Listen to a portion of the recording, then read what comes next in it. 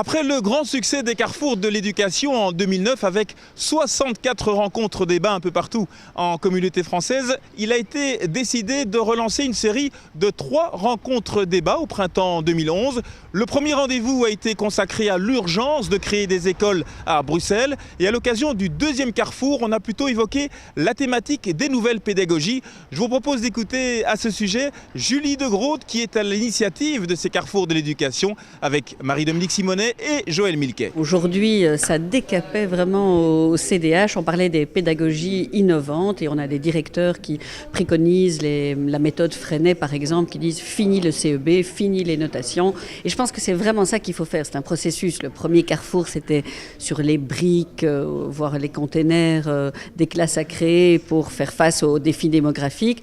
Aujourd'hui, voilà, on a cassé les murs et la pensée, elle a été très loin. Les experts invités à ce second carrefour de l'éducation ont commencé par s'interroger sur les raisons qui les poussent à prôner des nouvelles formes de pédagogie. On pourrait d'abord réfléchir au pourquoi il faut transformer les méthodes.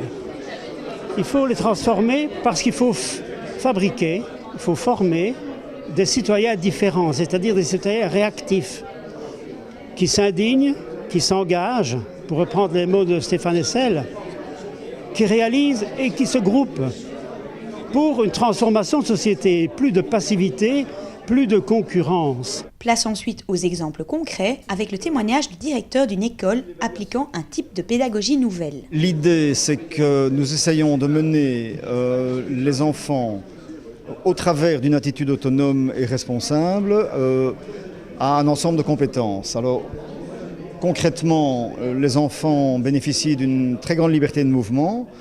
C'est-à-dire qu'ils arrivent, par exemple, ils arrivent le matin à l'école, ils vont dans leurs locaux, il n'y a pas d'adultes, il n'y a pas de surveillance, il n'y a pas... Voilà, c'est le groupe qui s'autogère.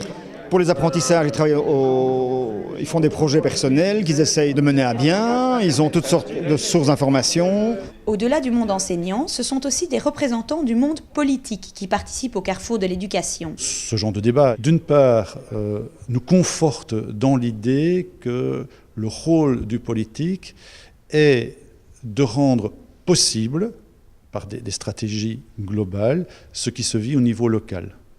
Et donc, le rôle du politique n'est pas de dire aux acteurs de terrain ce qu'ils ont à faire, même pas de leur montrer comment le faire, mais de créer des conditions optimales pour que des démarches innovantes émergent, soient à un moment donné connues, soient diffusées, avec évidemment certaines balises. Ça, c'est le rôle du politique. Car le but de ces débats est aussi de pouvoir éclairer l'action du politique. Et pour toutes celles et ceux que ces rendez-vous intéressent, sachez que le prochain carrefour de l'éducation aura lieu au CDH le jeudi 9 juin à midi. Il aura pour thème le pilotage scolaire.